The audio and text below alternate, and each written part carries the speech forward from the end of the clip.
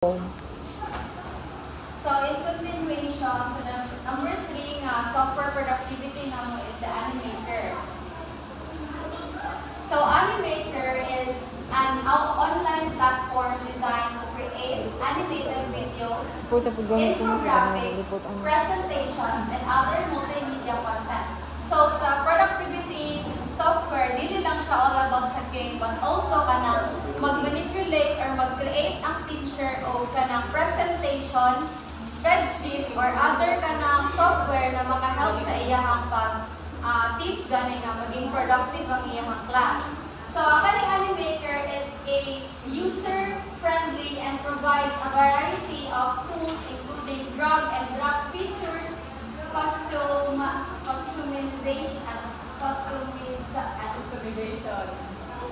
customizable templates, and vast library of characters, backgrounds, and effects.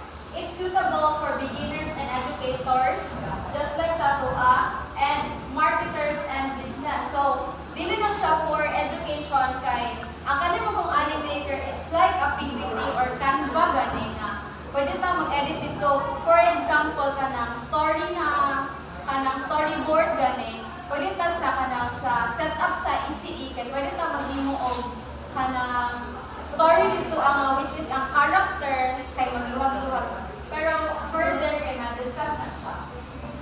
And the benefits of Animaker in teaching is first is engaging content, visual learning, multisensory learning. It's because kanang nahiti ang multisensory learning. It's because kanang nagakuan siya sa visual o sa auditory.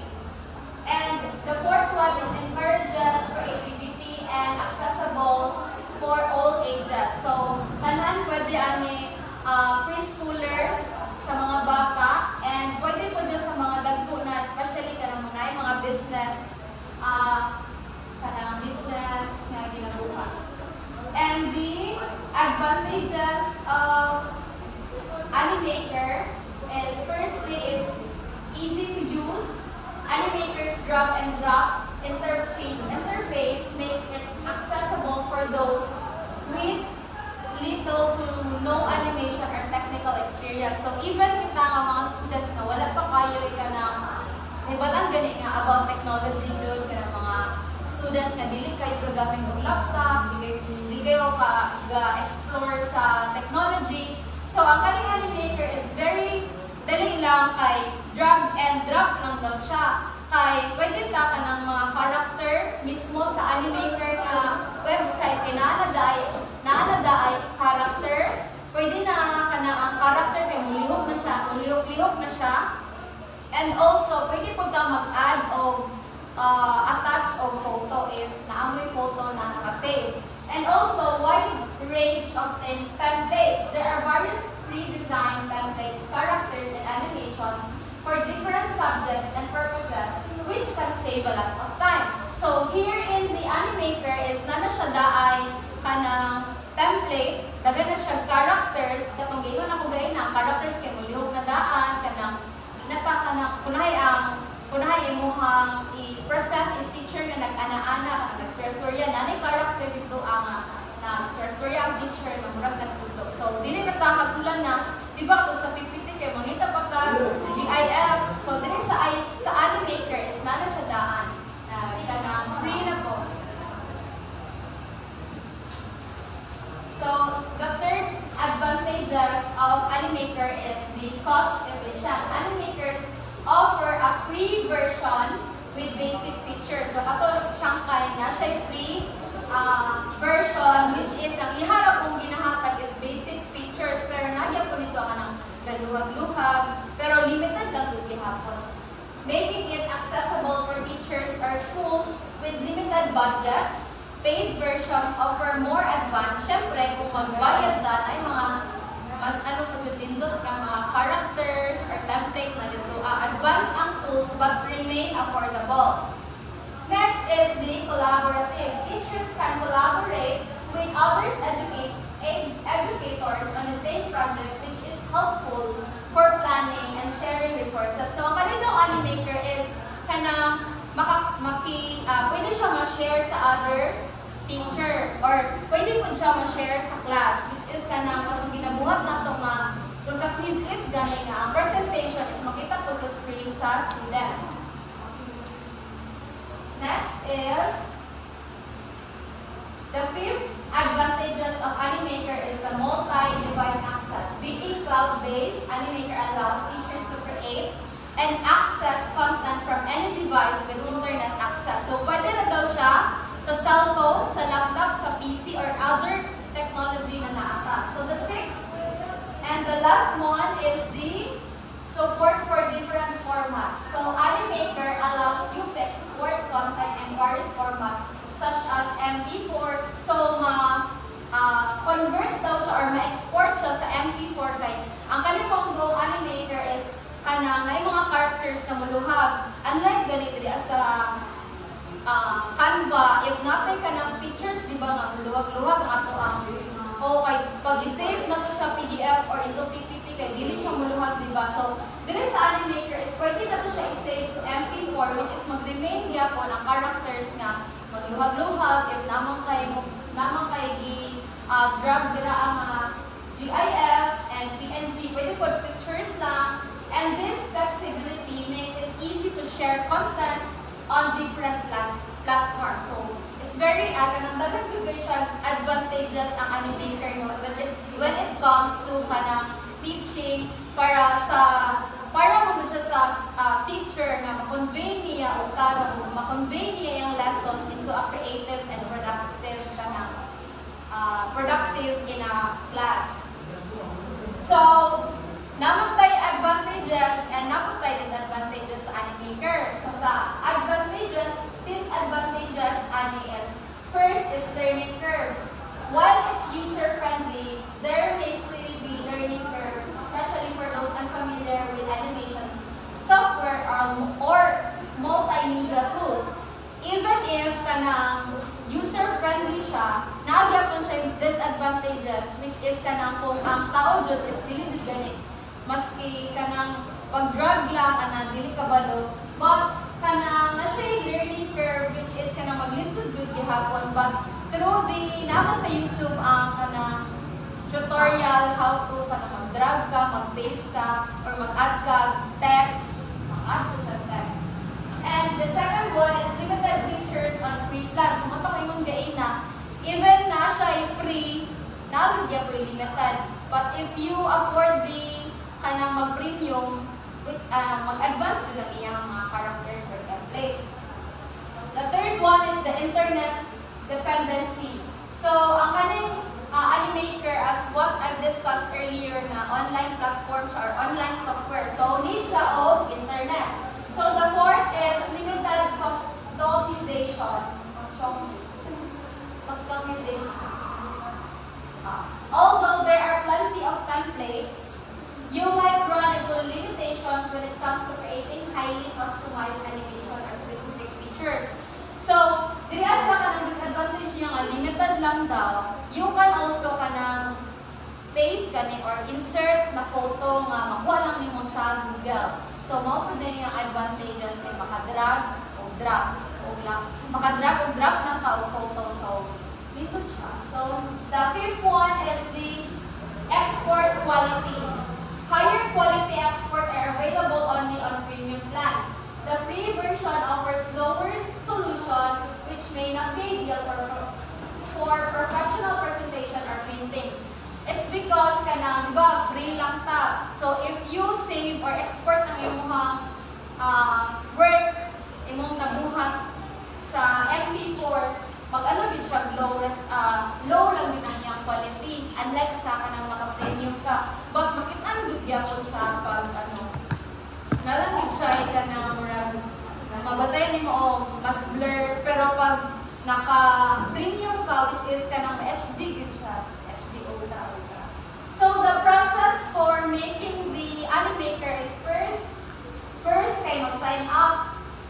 So before we sign up, gawas ang Google. So you will search the www.animaker.com. So kani, dito ni siya, Animaker, make animated videos with AI for free.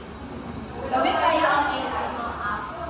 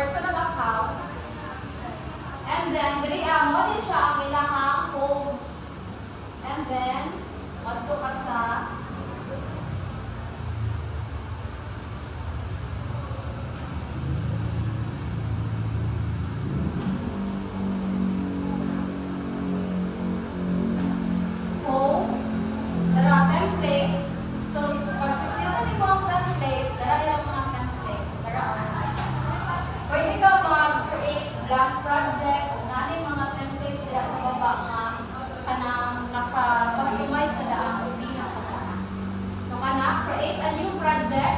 So, kailangan yung visit, a cartoon. Then, una siya.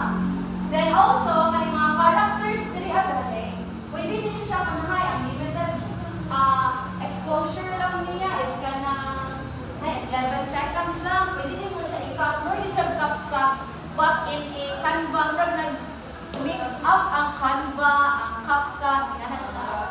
Nindot siya na kay kaning characters kay magluhag-luhag. Dili na ta mag-edit kung gana-gani.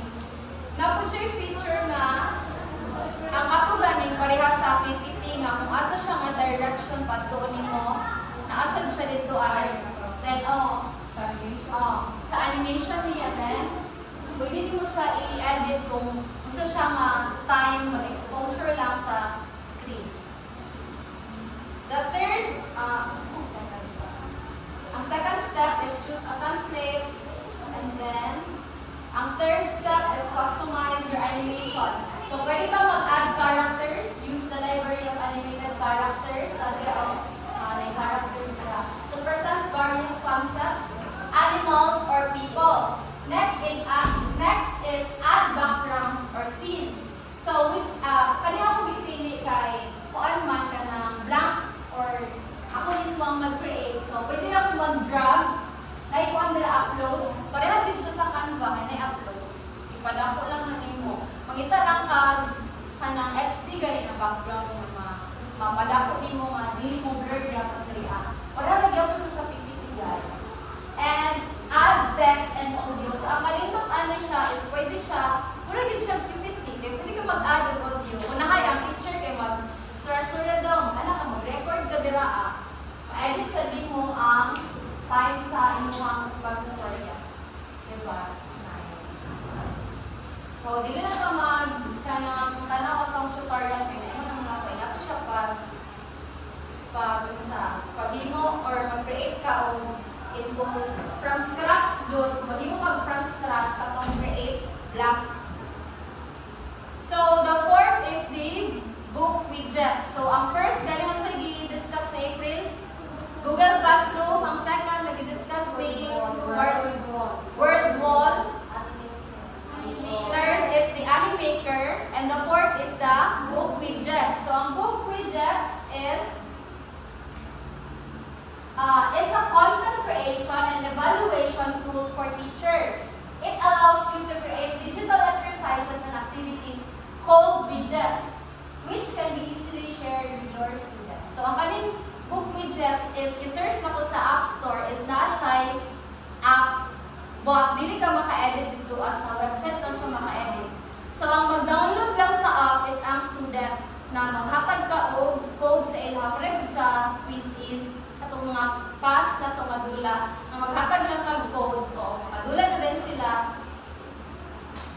And next is the book widget tool has over 40 widget types choose from. So, dagan kayo siya no. So, darang category niya. Ang first category is test and review. Dagan kayo na darang widget type. So, ang kaning widget is dagahan kayo siya kanang para kayo marks yung word wall. Dagan siya type na pwede ka multiple choice, kanang matching, o ana. Then games, pwede ka na siyang category ang games. So, dagan kayo option sa games. Then after pictures and videos. Then na ay math, na ay embed third party, and the miscellaneous planner checklist. So, the quiz, video, quiz, worksheet, and split worksheet widgets pack extra power. They let you create digital assignments with audio grading. So, the pros and cons. So, the pros or the advantages of this software is, firstly, is high student engagement through interactive exercises, wide range and wide variety of widget types, automated grading and feedback, LMS integration. So the pros of this is kanang balik naman ako kanang maka-engage. Syempre ang among topic ay productivity software. So kanang within the classroom kanang be productive ang whole class. Then the cons is the potential for overall over-reliance on rewards. So, ang cons, no, kanang mas nag-rely na ang students sa rewards kaysa sa content mismo or imuhang lesson na gusto ihatag sa ila. Then, accessibility limitation. If you are kanang free lang, naging siya limitation. Limitation na yung grab on animator. And the potential for focus on completion over learning. Kanang mas mag-focus ang students na ansiran or kanang humanon ang activity kaysa mag-focus sa ilang pagtuon. Dependence on technology. So, nawala ang why. Technology. So, here's the step-by-step tutorial on how to make a game sa Bookwidget. So, first is mag-search sa tao, bookwidgets.com. Then, dito na ko ni. Then, sa next is, nag-register na ko sa kong account, ay naka-robot. Then, sa ilahang home, makita na ko ni. And then, diri on the side na ay create. Makita ba create? Create, diraan. Sa ibabaw na part na ay create. And also, ang purpose ganina na diriya, nana siya tutorial diriya. Yung Bookwidgets, nag-try ko ano yun. So, sa test and review, na ay kanang muhatag diriya, kaning murag PPT diriya o na yung muhatag diriya o kanang tutorial how to make a game. So, nice siya no.